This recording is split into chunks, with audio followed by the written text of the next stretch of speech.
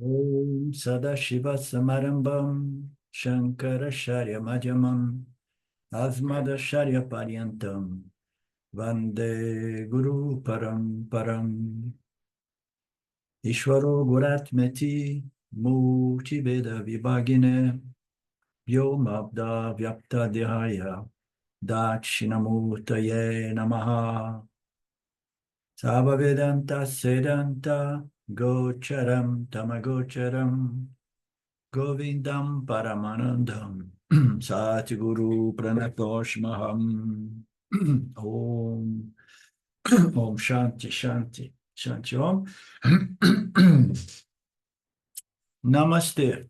So yesterday in our class we saw the verse in which Arjuna was a little bit depressed, saying, so if I try hard and that is not sufficient, so what happened to me,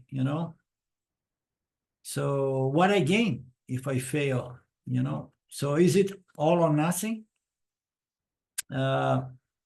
Before he was saying that, no, it's not for me, it's not in this verse, my mind is not fit for it. And now he's concerned about the possibility of failure in getting this knowledge in this lifetime. And then so Swami Paramarthananda was reminding us that earlier on some other verse, Lord Krishna was telling us, showing us the importance of self-confidence if you're self-diffident, and then not even God or the scriptures or nobody can help you if you are not positive about the possibility, of you going through this process successfully, this process of spiritual elevation. So, and then having said that,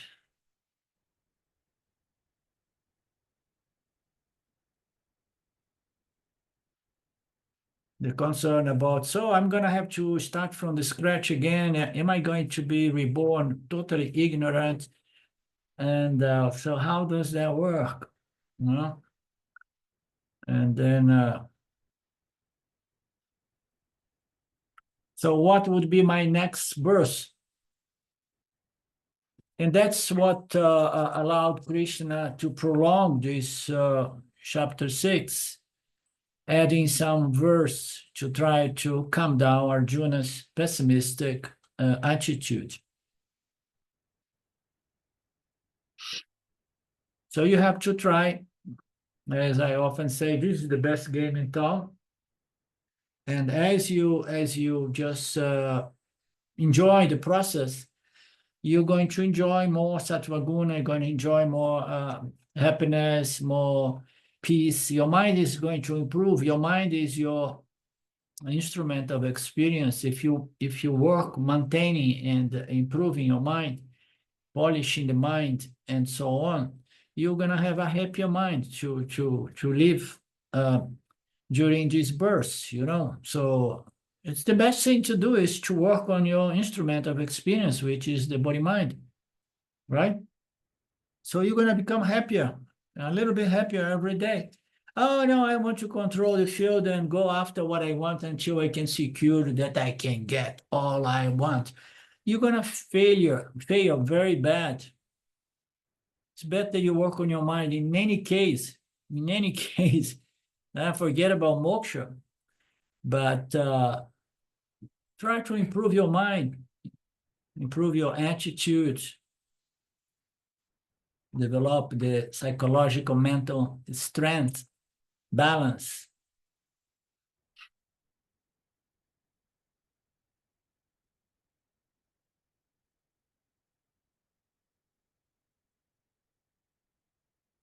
So in the verse 37, Krishna describes yoga brastaha, which refers to someone who has fallen from spirituality which means did not succeed in one spiritual journey. So here yoga means spiritual effort, okay? Which means he has fallen, which means he has not succeeded. There is no such a thing as not succeeding. So you either, elevating yourself as far as growing, or you are declining, okay? So declining is really failure. But elevate yourself through your efforts, which is unavoidable. If you put an effort, it's going to fructify positively. That is pure logic, mathematics. So there is no failure if you really put up your effort. But if the effort is not sufficient to get moksha, you're going to get betterment, improvement, purification, refinement, a little bit more maturity. You always gain something. Isn't it, Dean?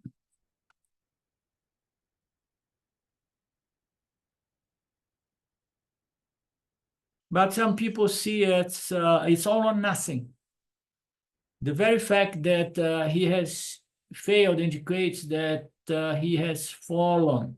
No, there is no falling.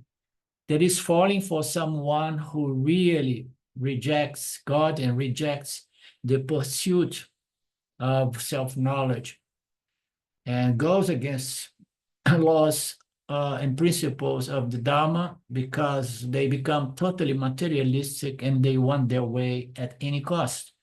That someone is not only to fail, it's not going to only fall down, it's going to be destroyed spiritually.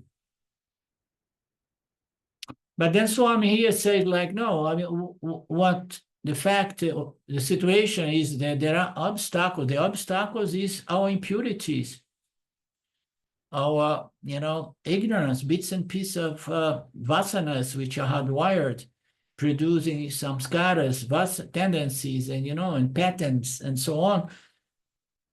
What should I do if I'm such a case, Swamiji?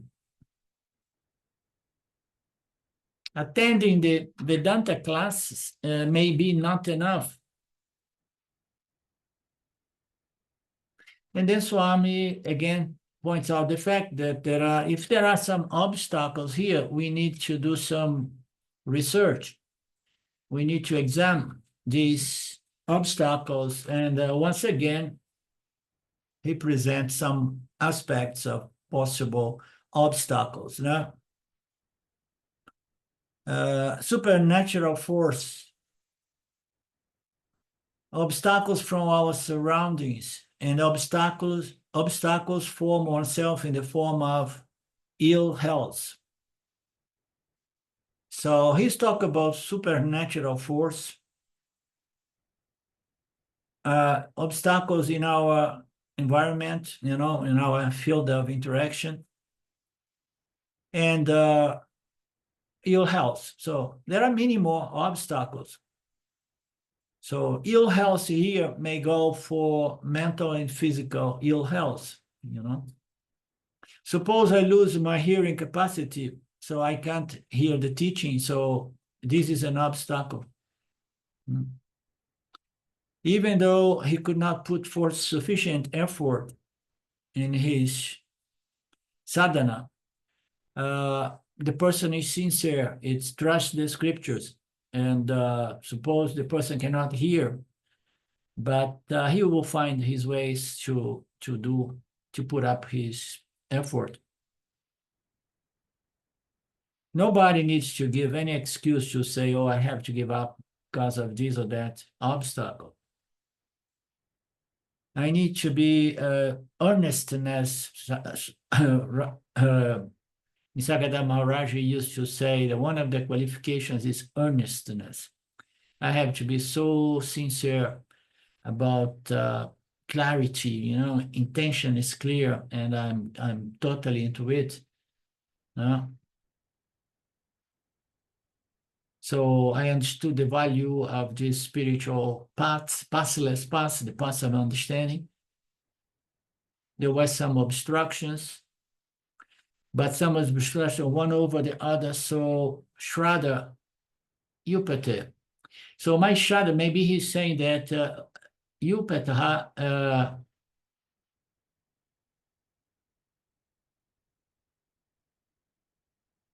that I think it is a weakness of Shraddha. Shraddhaya Upata. Did you look into this meaning?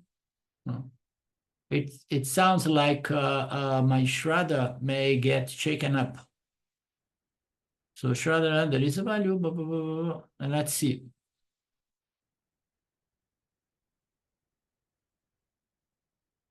Yogat Kalita Manashaha.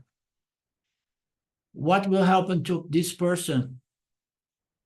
It's loaded with Sanskrit here. It means that the palan of what? Of my effort, my sadhanas, my yoga, spiritual sadhana, spiritual effort, the palan. Yes? Upetaha means sufficiently filled up with something. So enough shraddhana was lacking, enough faith. Hmm.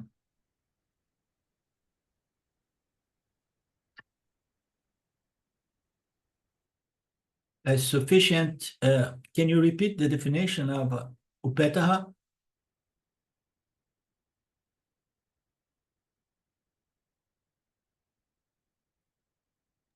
I think it means endowed with faith. Endowed with faith? Endowed with faith. So even though he cannot put enough effort because he has some physical problem, limitations, and so on, obstacle, but he's endowed with faith. Faith is something very fundamental. It's there in his mind, in his heart. The person is sincere, so the person is not going to stop just due to that obstacle. No? It's not that he's not interested. There is a real thing happening, but in spite of that, his sincerity, his trust, his value is going to allow him to overcome that apparent obstruction. And then the next paragraph, and there is a lot of Sanskrit. Spiritual sadhana, the palan of spiritual sadhana is what moksha is.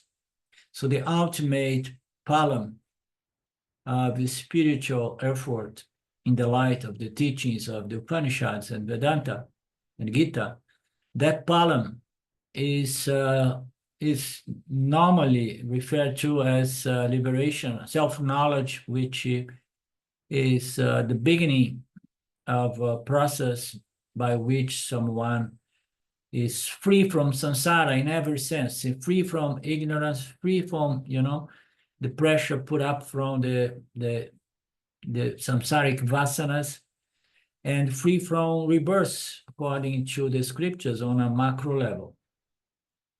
So the palan is moksha, freedom seen from different angles, including freedom from suffering.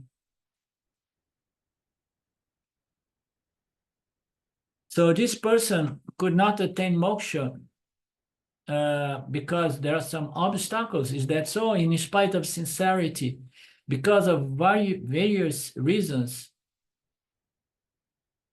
Sometimes guru is not available. Sometimes you got a guru, but and then I'm transferred in my profession to another town, and then I lose my guru. And in those days, there was no internet yet. So there are many circumstances that can represent obstacles. Huh?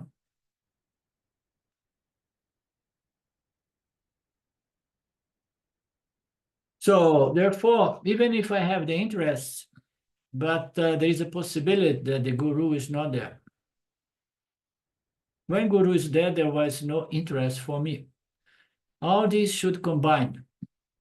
All these are there. But then when you see the person is very ill and the mind is weak, because when the physical body is ill, the mind becomes weaker as well, more tamasic. So it's a combination of factors that produce the proper karmic condition or karma of the parabda of the individual that it facilitates this Vedantic process. Especially the young people, they are not only under the pressure of desire for things, desire for experience, but they are under economic pressures and family and other things, financial pressures, difficult to make up a living in nowadays world. So some people begin and then karma starts hitting them, and then they lose their sattva guna, their balance, and then there they go. I have met quite a few cases like that. So it's the desire must be there, qualification must be there, and a favorable karma must be there as well. To be born a human being and to be interested in spirituality and to have an opportunity for pursuing this spiritual goal requires a lot of puva, janama, punya. So because of some obstacles, the person could not attain the fruits, which is moksha. Krishna, therefore Arjuna is asked, "Hi, Krishna, so what is the lot of that person? So what is there for that person?"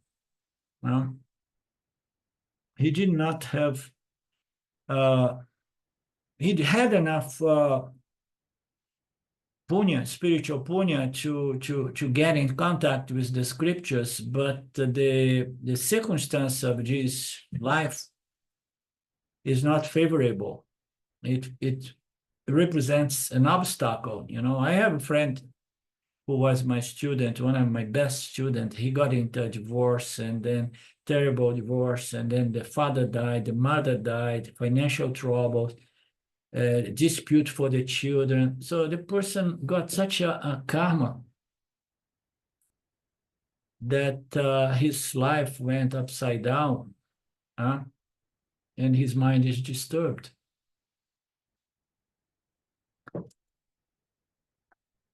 So what is the lot of such a person?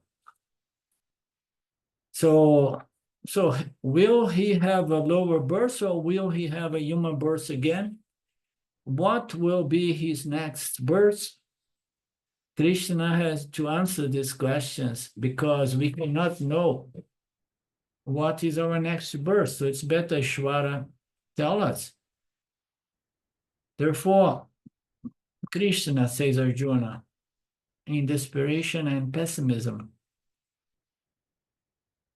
and he's explained the logic behind his pessimism. He's trying to justify his pessimism. We see now humans tend to justify the short, how to say, short something. Shortcomings. Huh? Shortcomings. Shortcomings, yeah.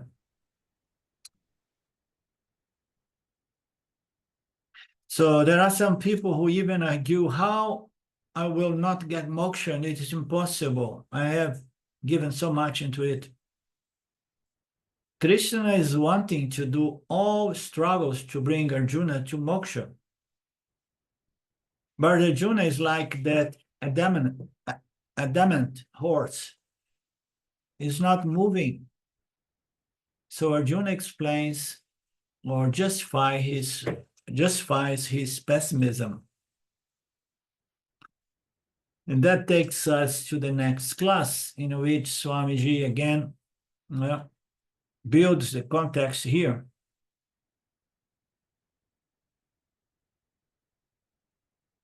He began dealing with this, the topic of obstacles for person who beginning the path of a spiritual sadhana, but somehow feels kind of hopeless and helpless. And then begins losing Shraddha, confidence, self-confidence. Shraddha in the scriptures begin being lost as well. And the person begins developing self-diffidence.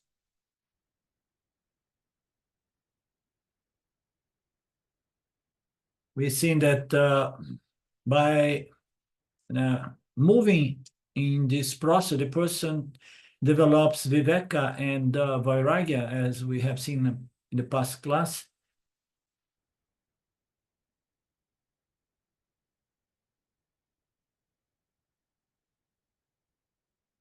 Look at this one.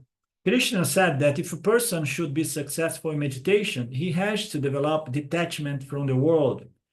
Without detachment of vairagya, meditation will not be successful. And without meditation, without detachment, meditation is not going to be successful. And without meditation, detachment is not going to be possible as well. So contemplation it's a self-reinforcing cycle. Okay, so we never know from where we begin. We need to put up an effort. That's what counts the most. We need to contemplate, meditate, reflect upon the teaching so that we can develop detachment. And with the detachment, my contemplation, my viveka is going to improve as well. Vedanta cannot be assimilated without meditation and without vairagya and without viveka. So everything has to come together so that I can get the full benefit called Jivan Mukta or moksha. Therefore, Krishna Guru gives great importance to vairagya. When Krishna concluded in this manner, Arjuna looks at himself and sees whether he will be able to develop this detachment and practice meditation and assimilation of knowledge. Somehow, unfortunately, but Arjuna is not very confident. And he believes it's not for him in this lifetime. And this is not only Arjuna's problem, it's a universal problem. When a seeker comes to a spiritual process, field, and sees the prescribed sadhanas and sees the entire process without any illusion or delusion, the person came to Vedanta. Vedanta lays out the entire process. So the Vedantine comes, look at everything, knows that it's not easy. And more often than not, the person becomes pessimistic. I thought it was going to be much easier. I went to this and that guru and they said there was a piece of cake. I just need to sit with him in satsang and offer some regular donations. Monthly donations.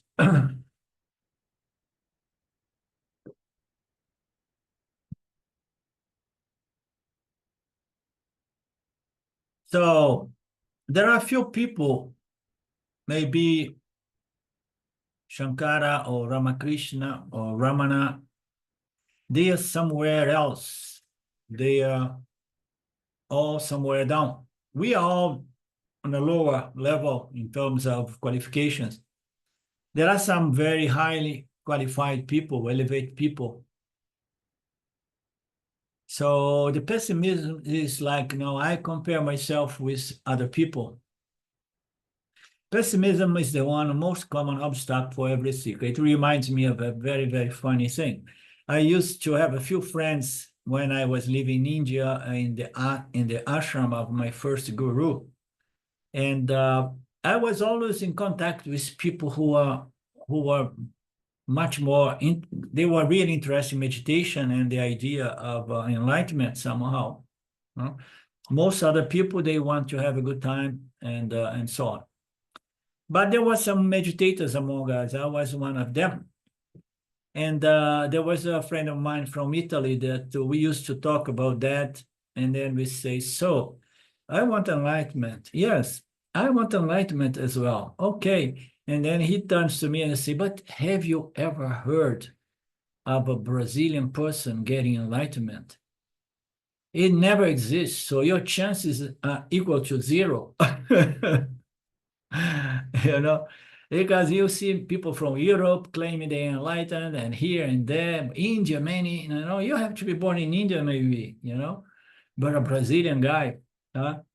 So it's very common.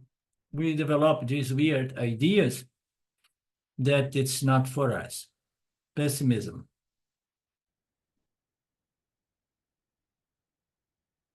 It's a very common obstacle to everyone.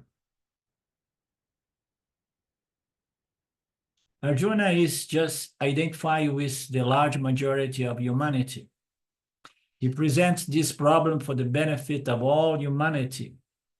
He asks questions that bring about the verse 37, 38, 39, in which Arjuna says, suppose there is a person who has come to spirituality. He thought he has grown out of religion, and therefore he dropped all the karmas, temples, and everything. So in the context of the Vedas, so you are no longer just a spiritual person. You are a religious person. You are a religious spiritual person. So you even drop out the pujas and the ceremonies in temples and all the karmas involved, and you came to Vedanta, okay? So you gave up so much because you want self-knowledge and moksha.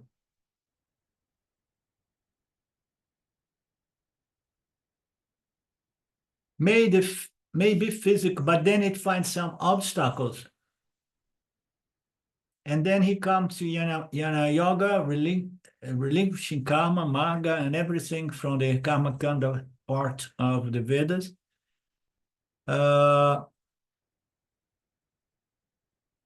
And then one may face some obstacles. So unseen obstacles, the first level of obstacles, there are unseen obstacles. You know, when we say shanti, shanti, shanti, the first shanti is for the unseen obstacles. Some obstacles may be there. We know that they exist, but we don't know them, but we know that potentially there are many things we don't know that could be a huge obstacle.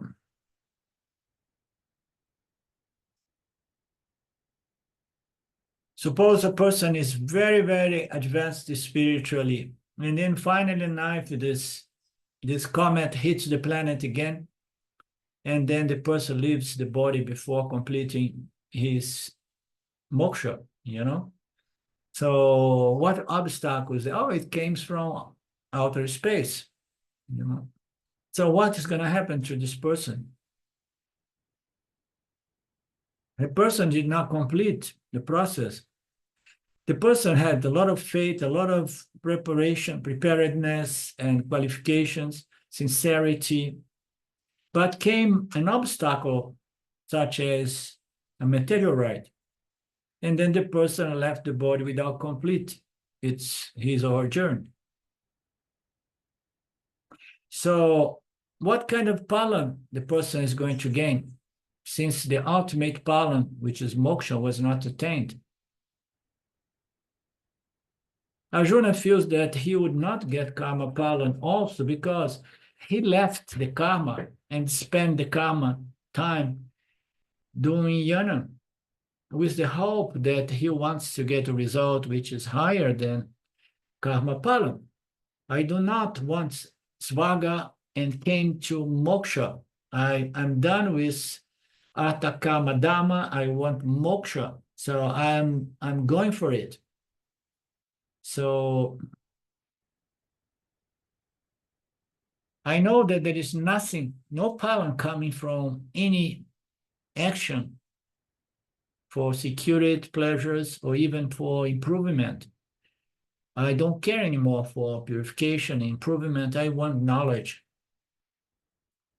So I'm not going to get any benefit from anything we did before, because they don't relate to me anymore, and I stopped doing things to get results. That's the point here. I only want moksha. And now I'm not getting moksha, and I did not get any one of those palans derived from karmas. It's the same concept. So I'm moving.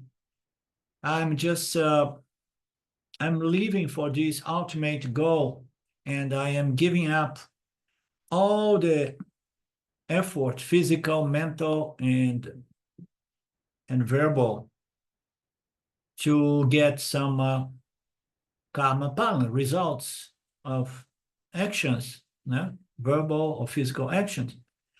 So I don't have a source for producing karma pala like sannyasis. They go to the Gurukula, and there they cannot do any of those rituals or anything to get karma pala. They cannot even interact with society to get karma pala as a result of karma yoga attitude based on knowledge. So now they are not getting anything from doing things.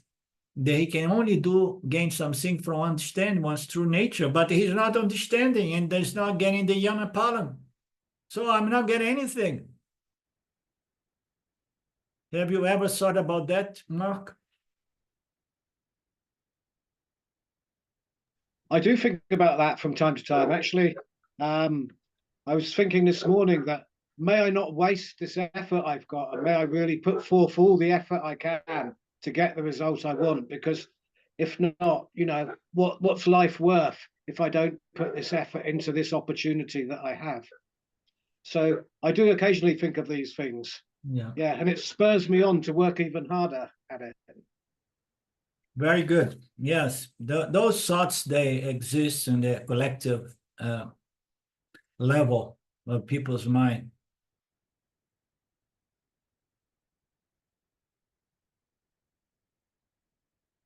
And then he talked about and Svarga he dropped, and moksha also he's not getting, which is called typical trisanku. So trisikam is when you are not getting any benefit from either way, karma and yana. And then there is a personage here, Trisanku, maybe he left the earth for the sake of attaining heaven, and he was not granted visa to enter Svagaloka. In the airport itself, he was turned off, and therefore he came down to Visvamitra and said, "Do not come here," and go up. Visvamitra sent him back to some heavenly loka.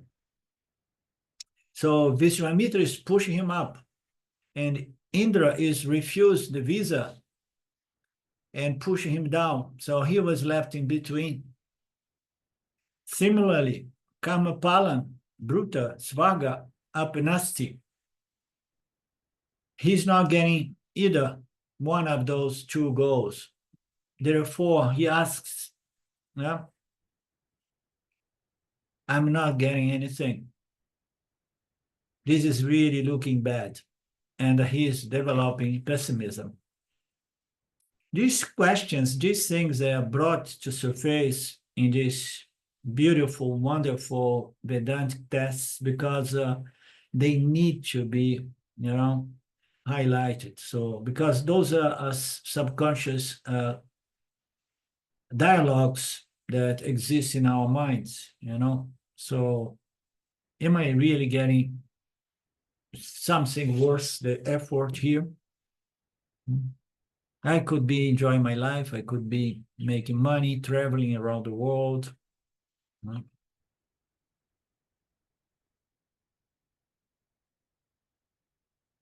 So this is the kind of logic to support this kind of pessimism.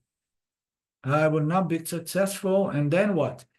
Why can't he find some logic to support his optimism? Swamiji say, why not to find the logic to support one's optimism? Just such as we were saying. No, there's no better game in life.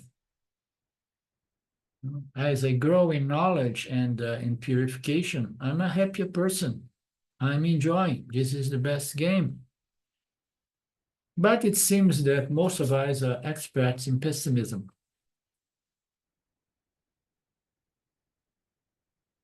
Verse 38, O Krishna, fallen from yoga and karma and deluded in the pursuit of Brahmayana, does not supportless yōgi perish like a scattered cloud? So he presents the concept that he has failed and he has fallen. He has fallen from gaining the fruits of karma, and the fruits of jnana. So everything has proved to be fruitless. Therefore, one feels deluded. And so what? Now what? It's sometimes is described as the dark night of the soul, when you really you put so much effort and yet some obstacles prevents you from accomplishing that, And then when he says, so, all of that for nothing, I can't believe it. Delusion comes, helplessness comes, pessimism comes.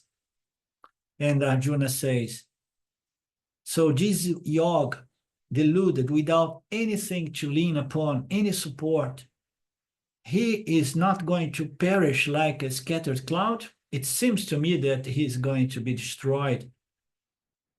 He's going to fall very, very deep into a lower verse. In the previous verse, Arjuna had said that this seeker of insufficient effort will not attain moksha because he could not put forth enough effort, or full effort. In the previous verse, Arjuna have said that if I don't put sufficient effort, I will never get in the palan, neither karma palan or jnana palan. Then we have to supply another idea, which is not said here. And it's what? Because he came to jnana marga, he did not perform karma, which would have given him better births or some celestial holiday season between two births in Svagalokas. So no karma palam and no Svagaloka. So what is the logic here? This idea, Arjuna did not say, we have to supply. Why he did not say about Svaga? Because Svaga is the result of Karma Palan. Why he does not have Karma Palan? Because he does not have Karma. Why he does not have Karma? Because he spent all these times doing the jnana yoga, trying to understand his nature. So therefore, Karma Palan is not there, and therefore, what is his condition? He does not have the support of punya on any level, which could have given him moksha. Therefore, this delusion, this pessimism. Arjuna himself further explains the word aparatistaha. So he is free from support. He's not getting any palam. He's free from twofold support. Okay, karma, dvara, punya. Okay, karma palam, karma benefit from action, and jnana palam. Okay, so he does not have anything. He's empty-handed. He went bankrupt. He put all his his assets, efforts in spirituality. And he did not gain, he's not gained karma palan, and he did not gain moksha either. So he does not have anything anymore. He's on the street. He is one more homeless person in the United States of America.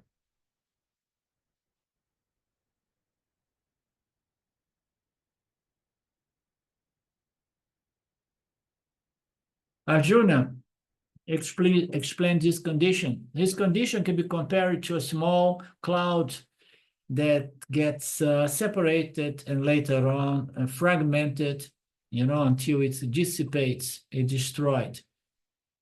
If the cloud is not big enough, it breaks and it dissipates. Then the wind is going to dissipate it.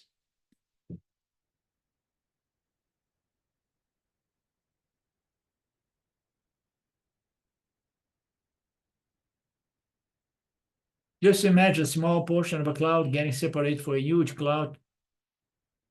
It becomes weak.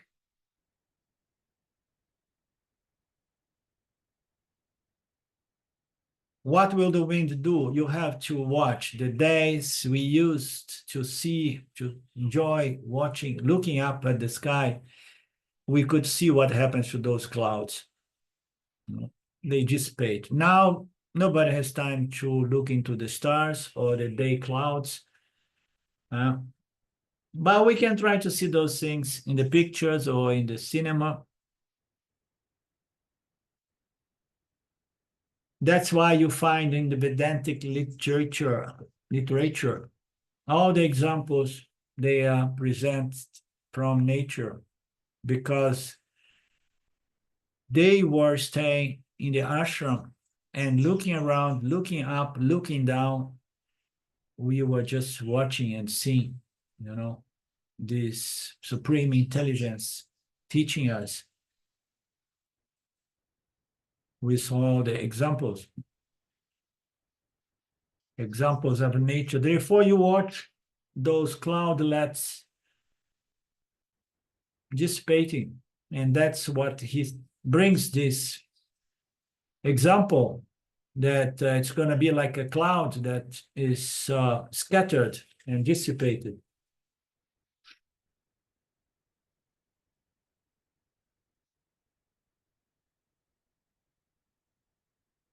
Similarly, a seeker does not have the support of Dharma, the support of karma and karma palan, and jnana also.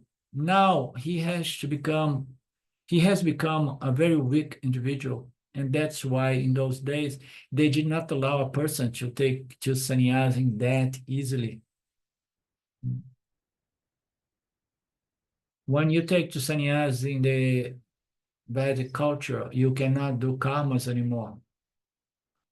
You have to do the yōga, study, contemplation, meditation of the scriptures.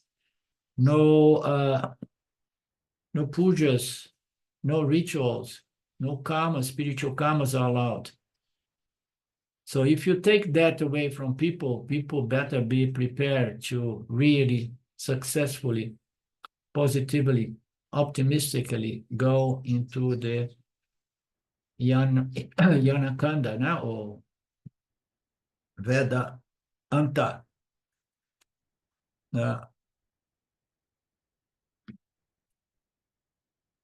They did not allow the person to take that to eat. The word was, at least in Grihastha ashrama, the mind was occupied, some occupation, was doing things, taking care of the children, observing Dharma, doing some pujas, and going to the temple.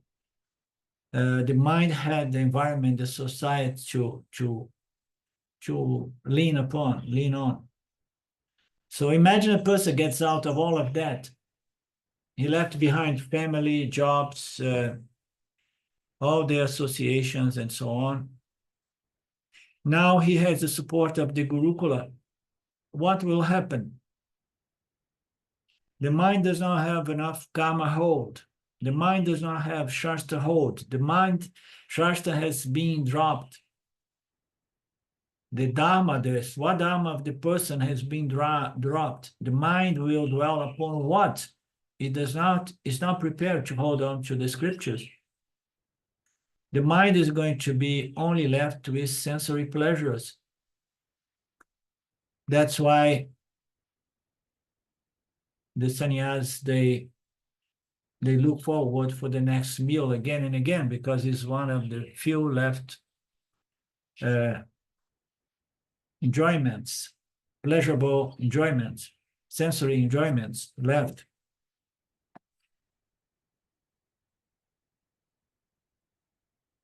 That person may fall. And that's why they said sannyasa is such an ashrama. It's highly risky because one can go out of both shastram also and varna ashrama. So you move directly from being, an adult, and then you jump those two ashramas and you become a sannyasi. And then you don't have the support, you are weak. And like the cloudlet, you will be destroyed.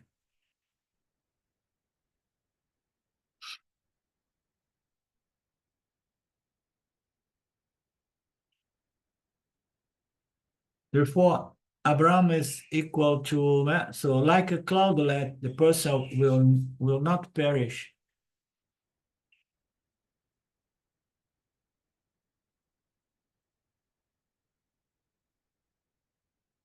So Brahmana party means Brahmamaga. So this is all about Arjuna's fears that he will perish. But there is so much Sanskrit here that I did not get why he keeps saying he will not perish. This is Arjuna's fear.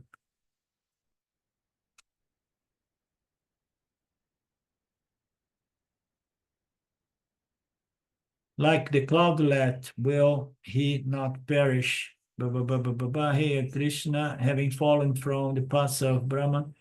Brahmanapat means Brahmamaga. Having fallen from Yana Marga, everything. I'm not being successful. And you have to supply, having fallen from everything, will he not perish? Because there is a question mark there. Will he not perish? Hey, Krishna, please. This is Arjuna's fears. It's a question mark is missing there. So let's see the verse itself. Oh, Krishna, you should remove this doubt and pessimism from your mind completely. There cannot be a remover of this doubt other than you. Nobody is going to remove this self-diffidence from your mind. Only you. You develop this pessimism, and you are the one who has to replace this pessimism with a positive view of things. Arjuna is so negative, he is almost like desperate. He expressed his fear. I regret I came to Vedanta. Some people, they have this sense that, oh my God, why did I come to this Vedanta thing, Now I'm having trouble to get rid of it, but at the same time, I cannot go back and enjoy what I was doing earlier.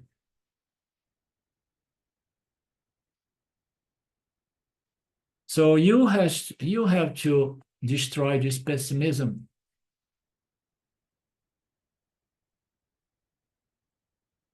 Instead of coming to the class, at least I can try to do some holidays, to do some pujas, to do some trip around the world, So moksha is not going to come, so let me enjoy the other areas of the human experience. I will enjoy some pleasure, pain, pleasure, so it's better than nothing.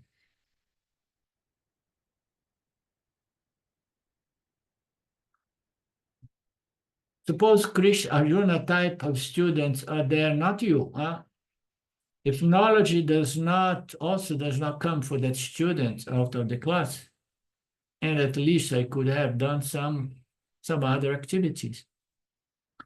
I had a student. I have a student. She's with me since at least 5 years or more. She was totally excited. I mean, she fell in love with Vedanta so badly. But she had a lot of Rajoguna and other things. She's young still. And then she started with great enthusiasm. And then the enthusiasm started going down since the results were not so quickly and easily accomplished. And then she started moving away from the Sangha, from the classes and this and that. And then one day she approached me to talk about this. And I used a very simple and common psychology. I tried to push her away. I just said, like, maybe this is not for you. Maybe you should go back to samsara, okay? Try to go back to samsara. Drop Vedanta for 3 months, 6 months. Maybe you're going to be happier there. And then she hated that I said that. And I said, no way, you are trying to push me away, but I'm not going to go in. And then she started getting serious about the process again.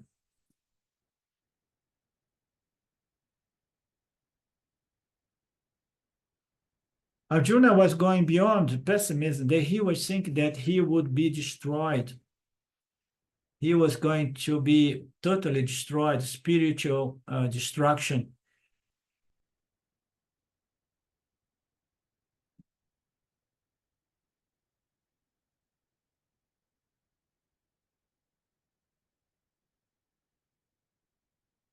Okay. And then he goes, he takes some side talks here, talking about Indian poetry and this and grammar. How to say that there is no other person who can destroy this pessimism and this doubt of you, but you alone. This person will spiritually fall or not can be determined only by your attitude. Arjuna says, so this person will spiritually fall or not can be determined only in the next birth. Whether he will go to the Svarga, or he will go or will get moksha, or whether he will miss both and get to the hell, a lower birth or a lower locus. These are all esoteric questions that we don't know how to access. I want to know what's going to happen to me when I lose this body and with having failed about my effort, my endeavor, my goal. We do not know. Nobody knows. Nobody sends an email message to explain those things to us.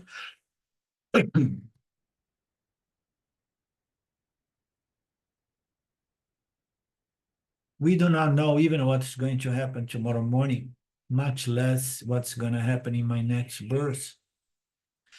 So only Ishvara alone knows, is, omniscient. And he's the only Kama Palandata. He's the supreme intelligence. Therefore, only Ishvara alone is fit enough to answer this question of Arjuna. What type of birth I will have if I fail here? Therefore, Krishna must answer this, because Krishna is there speaking as Bhagwan himself, or itself. In these 3 verses, Arjuna's pessimistic question has been given. Now Krishna is going to give the answers, and let's hope that the answers are very optimistic by nature. The Lord answered, O Arjuna, neither here or hereafter is there destruction for him who has put up so much effort, such as yourself.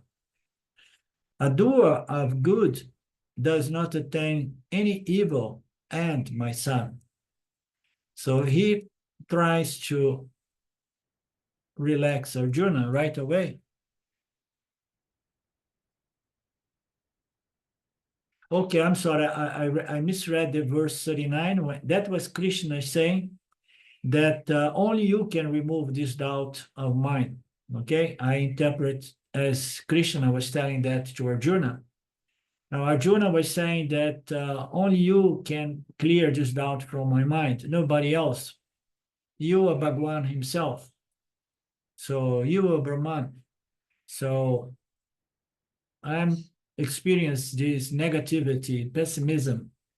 So help me to remove these thoughts from my mind. Only you can do that. So I was interpreting that Krishna was saying that only you, Arjuna, can do that, which is also a different angle, but I misread the verse, okay?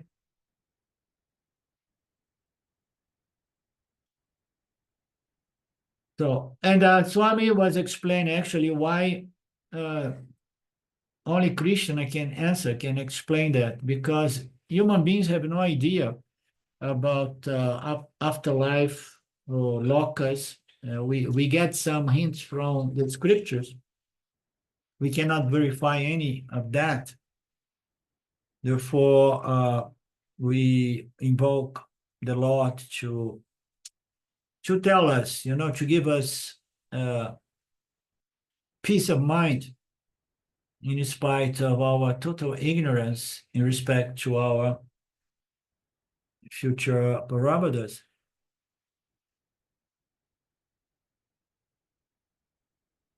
The Lord answered with great love and compassion. Neither here or after life is there destruction for the soul who has put up so much effort to elevate itself. You are doer of good because you are good by nature. You will never attain any evil end, my son. Very beautiful. Huh?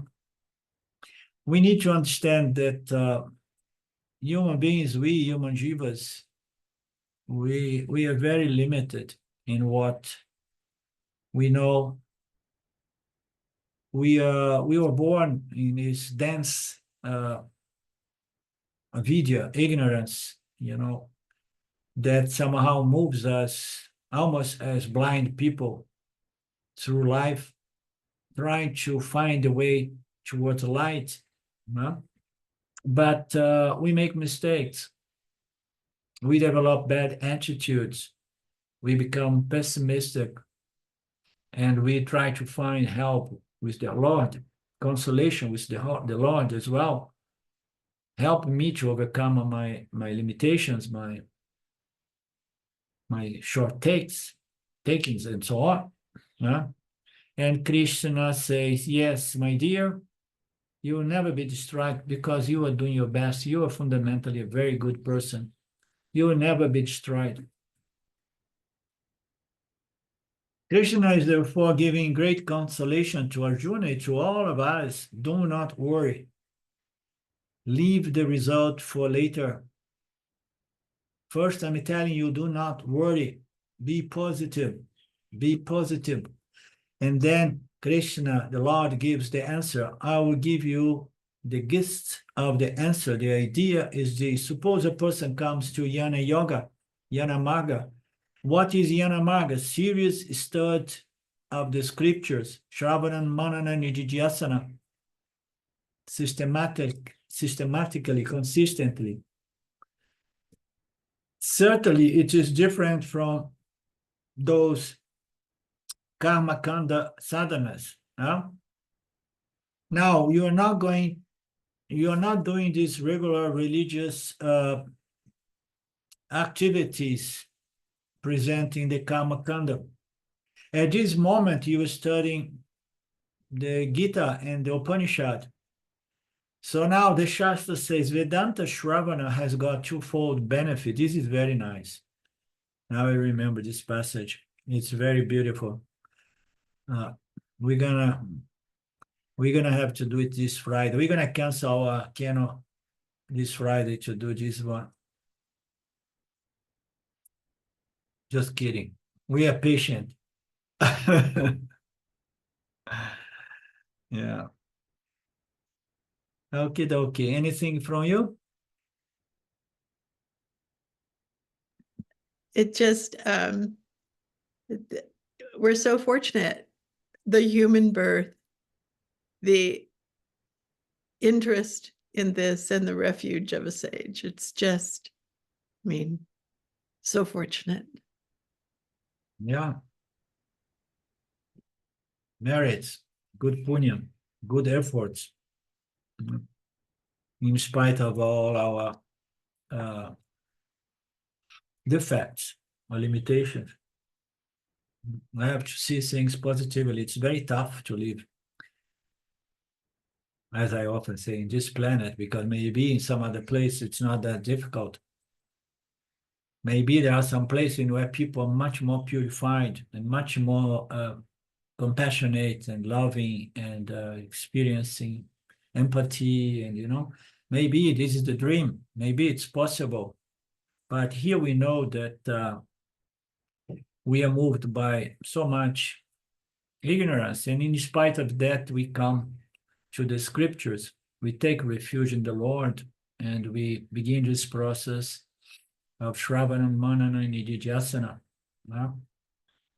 We are very, very brave souls, definitely. I remember a saying that one of my earlier teachers said, the world is as you are. And I find that to be true. Yeah. Punyas along the way just keep getting better and better. Yeah. You can see the beauty behind the ugly and all violence, even, we see in the world. We can see the beauty. Yeah. Okay. So we meet again next Friday with Keno. Namaste. Thank you. Love you. Om Purnamada Purnamidam Purnamudachyate Purnasya Purnamadaya Purnamevavashishate. Om Shanti Shanti Shanti Om. Namaste. Thank you, Arlindo. Thank you. Yeah, thank you, Arlindo. Okay, see you Friday.